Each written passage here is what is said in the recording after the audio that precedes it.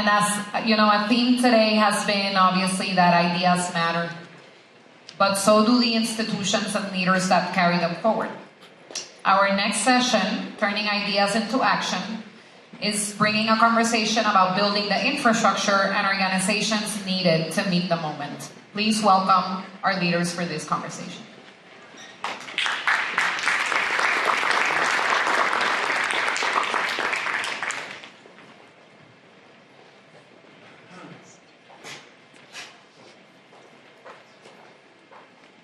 All right.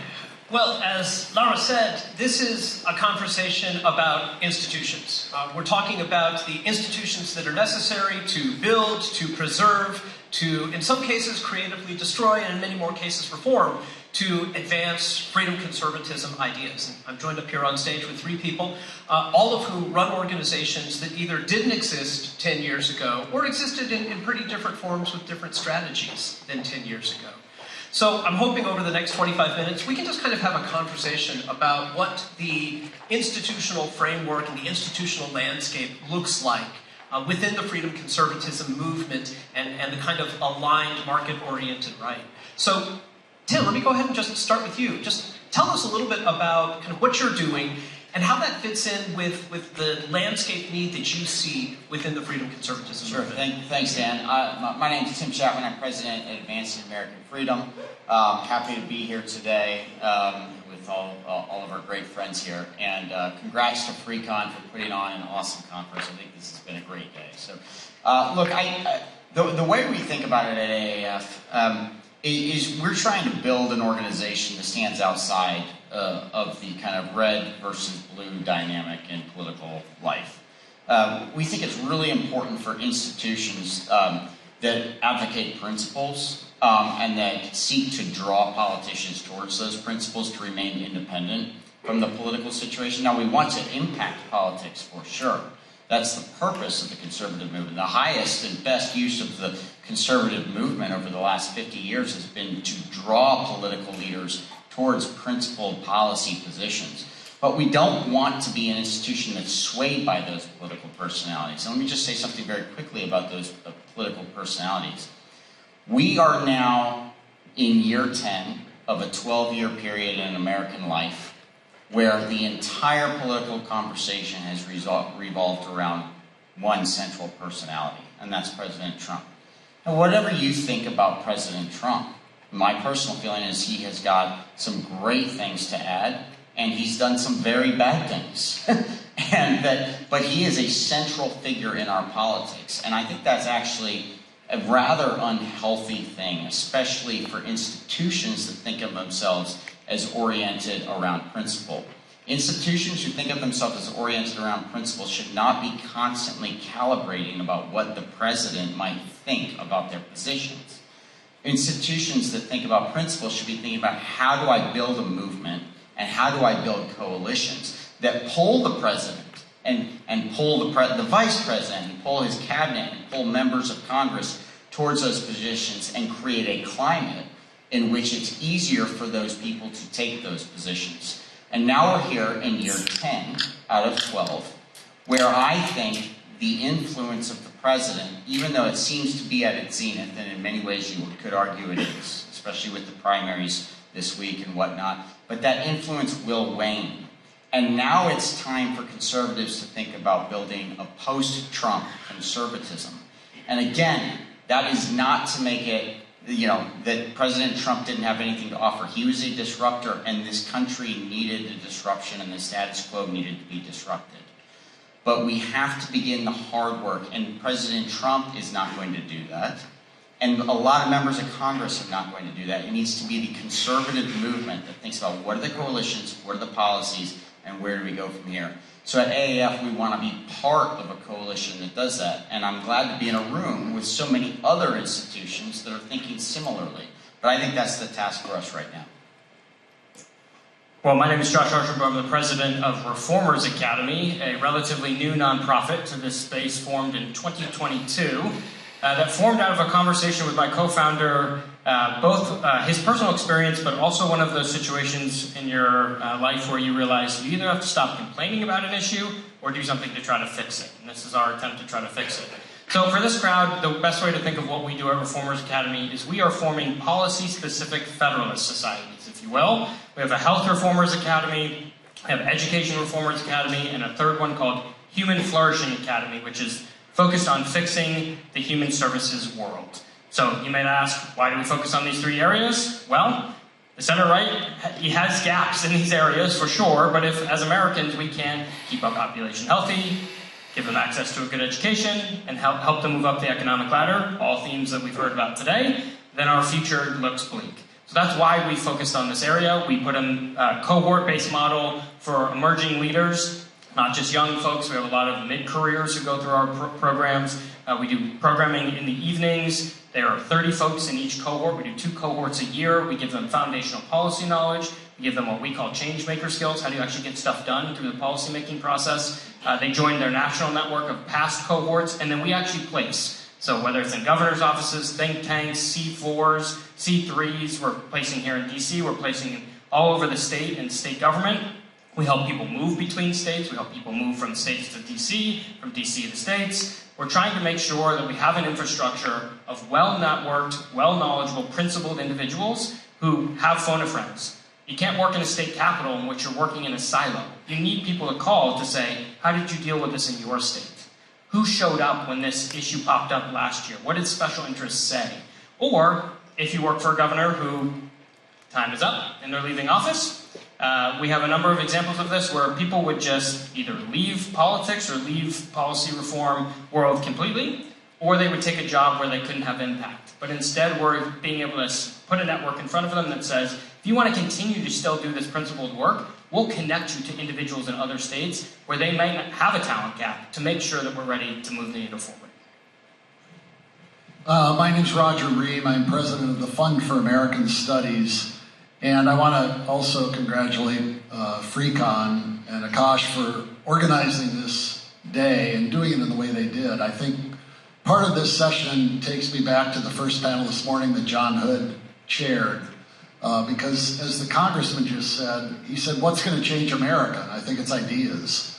And that's kind of the premise of the conservative movement, and always has been, that ideas is what can change America. So at the Fund for American Studies, we are trying to develop skilled, talented young people who can make a difference in their careers, who have the courage and the knowledge to have an influence. And we've been doing it since 1967.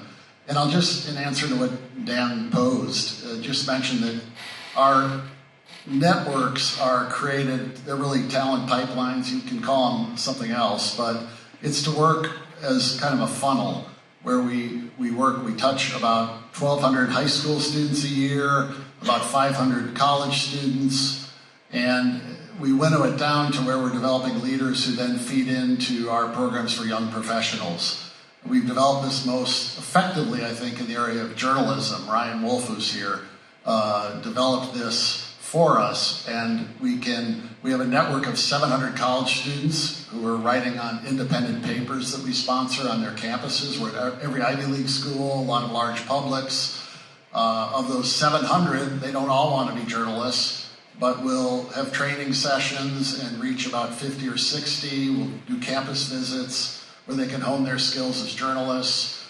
They feed into fellowship programs we've established at the Wall Street Journal with the editorial board, now with the Washington Post, the Economist, the Boston Globe, the Dispatch, where we'll pay their salaries for 1 year to work in those publications. And they can feed in then to our Robert Novak fellowships. So of our first 11 fellows at the Wall Street Journal, 4 were hired full-time at the Journal, 1 who's on the editorial board, 3 were picked up by the Washington Post, they're at the Free Press. 9 of those 11 are now in influential positions in journalism. So it's that kind of funnel that develops leadership.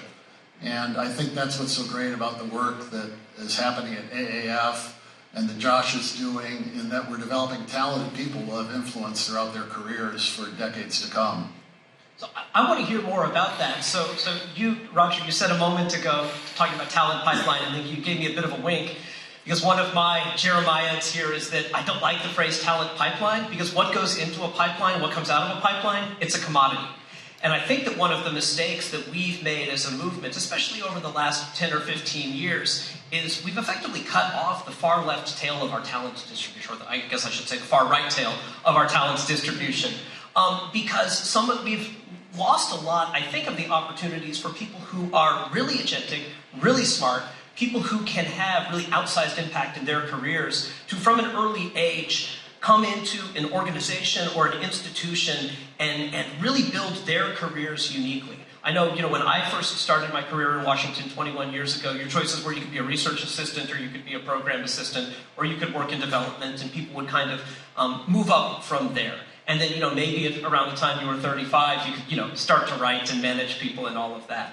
I think that we've done a good job of simultaneously breaking out of a lot of that mold, so people are able to run organizations, develop ideas in a really bespoke way, going back to what Dr. McCormick was said, kind of the Elon Musk idea of, I've got a million ideas, how do I actually execute on them? We're helping to provide platforms for people to execute on their ideas, but at the same time, it feels like we're not doing quite enough of what you're talking about, bringing people into this movement and helping them find their footing. So what's changed there over the last 10 years? What are you doing differently? How are we thinking about these challenges differently? Well, in our last strategic plan, roughly 4 years ago, we dropped the idea of the talent pipeline, you'll be pleased to know. I'm not sure we replaced it with something better. We called it a bow tie. Because it was a wide open funnel, in a sense, on one end, where we bring a lot of students into the short programs we do. And we weed them down to where we identify the leaders, the next, guy. We've got 3 of our alums serving in Congress now. We've got 3 as federal judges, dozens who work on congressional staffs and the media, etc. And that's kind of the middle of that bow tie. But we're trying to feed them into professions where they'll be able to magnify their influence at the other end. That's the other end of the bow tie. So over the years, we've tried to narrow the odds.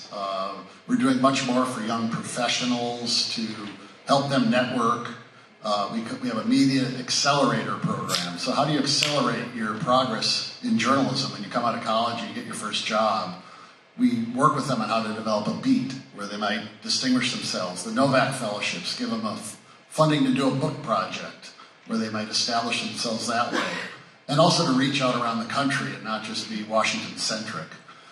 Is another important thing. So we are constantly trying to change and hone and figure out how to be more effective at developing leaders.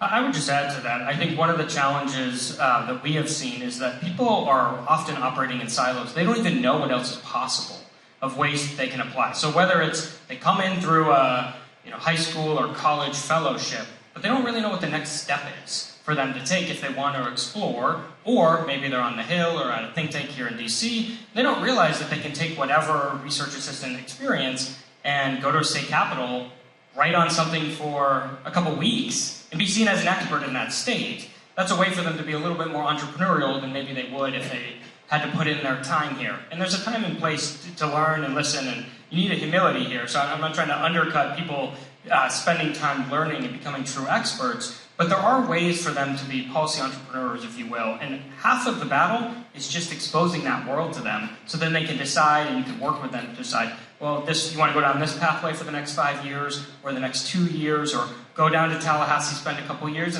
but you don't have to live there forever. We can help you transition back to DC. And just opening their eyes, I think, allows them to see the world a little bit differently than they might have in the past. First, let me just commend both Josh and Roger for what you're doing on this issue, because, with Josh, I think we need so much more talent at the state level, and those of us who are focused in Washington really need to fight as hard as we can to push power outside of Washington. I think that has been one of the Achilles heels of the conservative movement during the Trump era, is that the notion that we can fix it all if we just have the majorities, or we can fix it all if we have 1600 Pennsylvania Avenue, or we can fix it all through executive order, or whatever the answer is. We really need to push back against that, and we need to empower young people who want to work at the state level and clear the space out for them. Now, and with respect to what Roger at TFAS has done, we're so proud to be partnering with TFAS on various programs right now. It's one of the the most fun things and rewarding things that we do at AAF. But I look at TFAS and I see an institution that through a populist era has done a very good job of staying calibrated to true north. And that is not something you can say about every institution in Washington over the last 6 years. And in fact, I think if you look at the last 6 years, I think there's a story to be told about institutions that have focused on training young people, and that's a wonderful thing, but they've produced a different kind of trainee at the end of the program.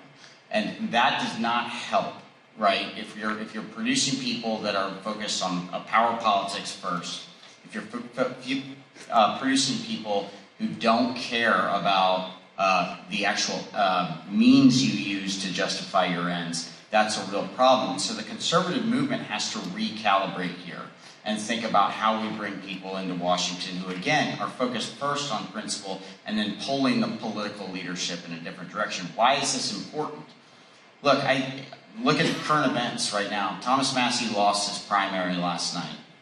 And there may be Massey fans in here. And I love Thomas Massey as a libertarian limited government guy. I think Thomas Massey made a terrible mistake in the last few months of his campaign to go all in with the conspiracist right, and I think that hurt him.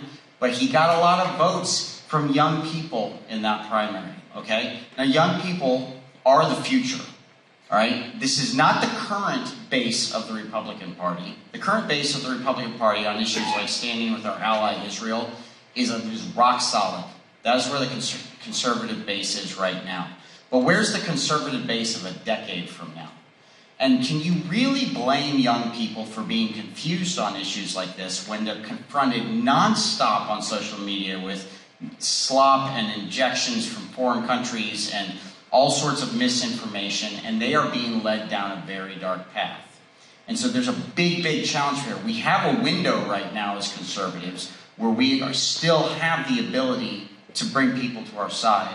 But if we don't focus on this kind of work, I don't know what it looks like 10 years from now, so I think it's really important. If I could I think part of this with younger generations is just helping them understand where they need to pay their attention. So I'll talk about Medicaid. It's come up a couple of times. It's almost $1 trillion a year, and conservatives largely have ignored Medicaid. Now, there's been some changes in the One Big Beautiful and bill and others, but it's all being pushed down to the states.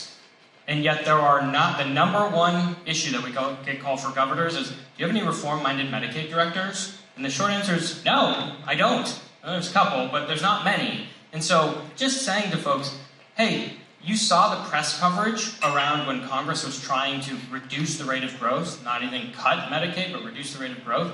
This is why reforming Medicaid matters. It's eating everybody's lunch at the state level. It's 40% of most state budgets.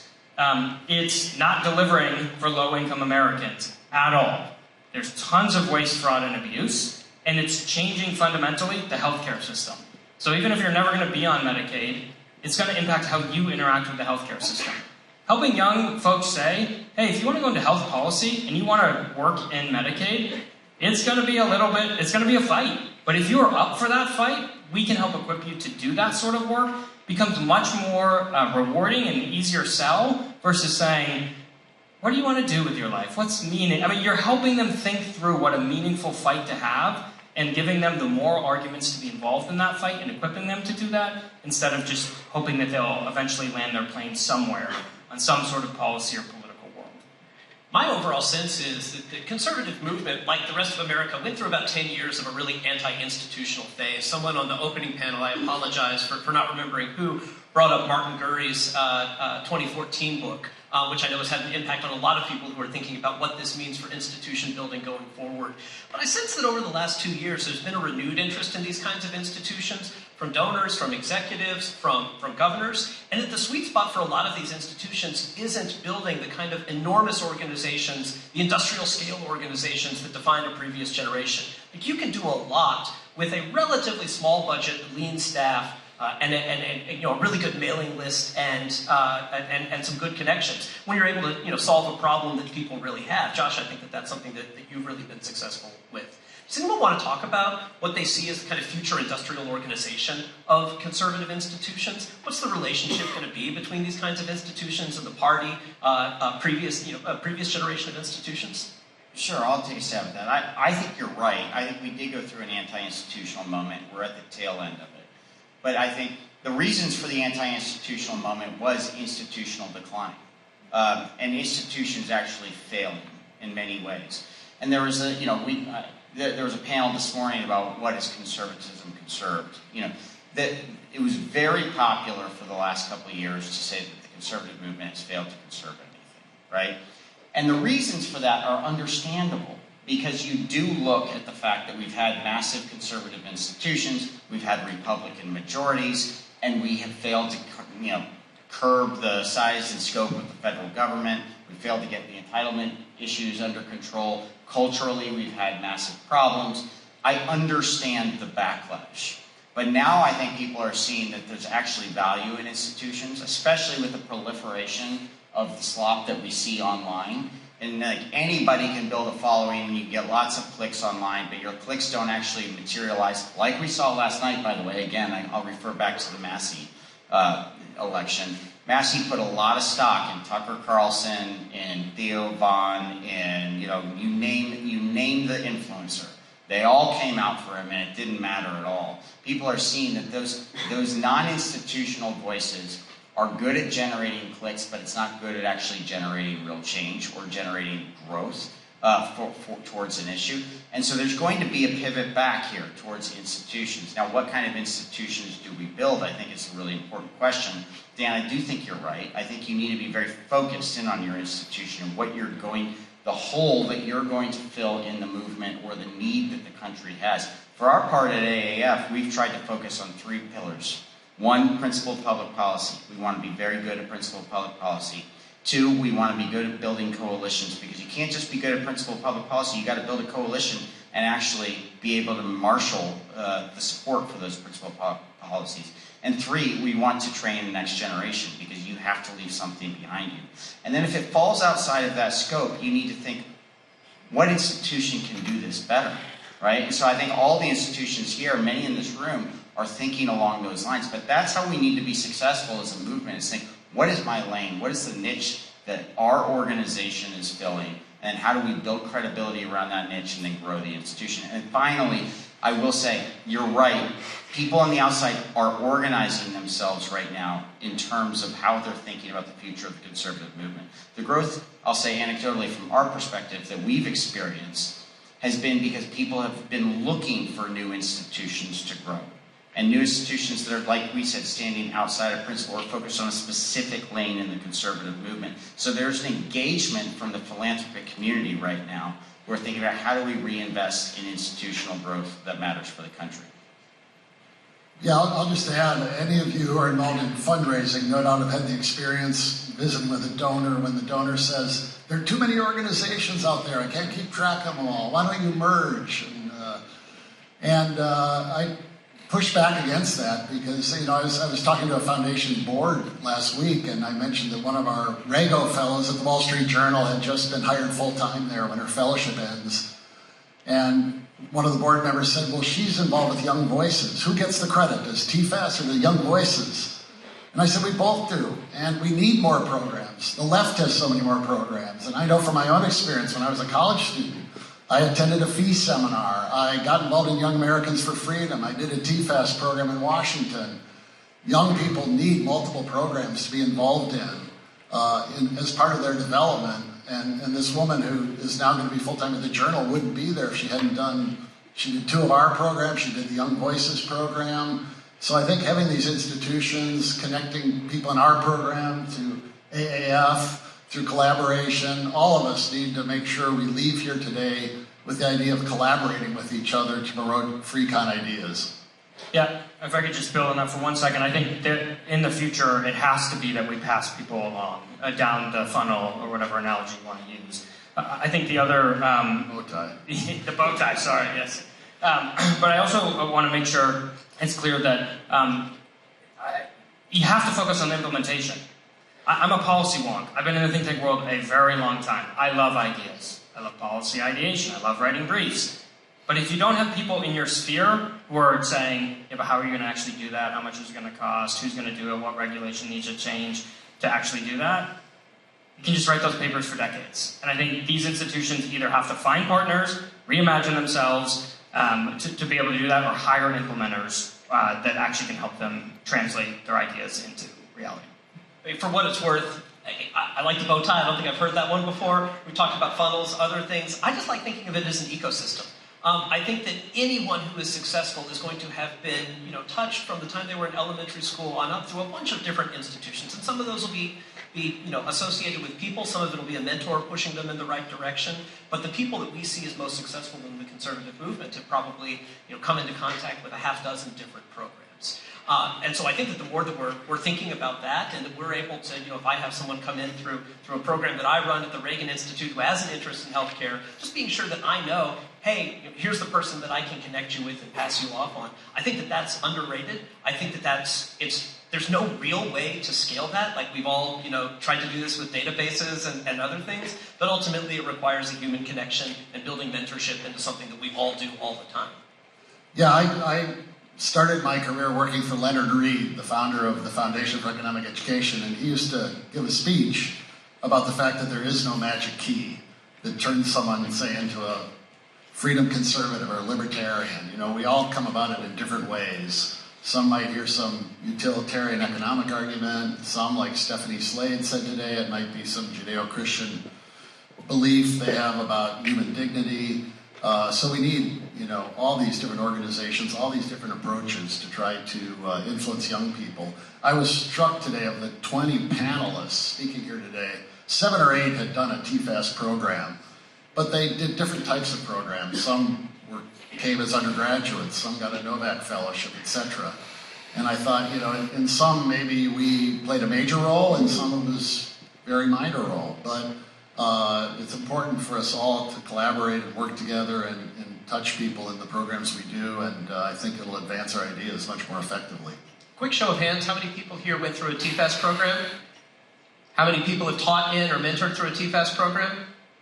Yeah, there's a good number of hands out there.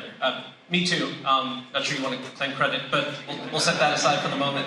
We've only got a couple of minutes left, so maybe starting with Roger and just going down the panel. What's your charge to the people in the room? What do we all need to be thinking about when we're thinking about building, growing, refining, improving institutions? What's the first thing we need to be thinking about every morning when we're thinking of ourselves as institution builders? Well, very quickly, I'd say don't be timid. Think big. Not just dream big, but think big about what you can do, how you can impact things, and then collaborate with others to accomplish those. Yeah, the first thing that comes to mind is not terribly inspiring, but just us being better at knowing our audience and what they need from us. Whether it's translating your ideas or connecting an intern or a young person in your organization to another organization. I think there's huge opportunities there that last decades, and just spending a little bit of time reflecting on that each day in our work would probably be helpful. I would just say be confident in your ideas. The conservative movement, the principles that many of us in this room share are tried and true. They run from the founding of this nation, and even before the founding of this nation, through modern times. Over the last 50 years, there was a revolution in conservative thought, all based on the same ideas. But we figured out how to build institutions that were wonderful and really helped us achieve great things. We're at a new time to build. And as we do this new round of building, I think it's very important that we remember this Chestertonian concept of the democracy of the dead, the very simple idea that we are forefathers, we have great men and women who went before us, and just because they don't happen to be alive right now and walking around doesn't mean they don't get a vote in this democracy. Okay? We honor them by carrying their ideals and transmitting them to the next generation, and build based on that. That would be my only advice.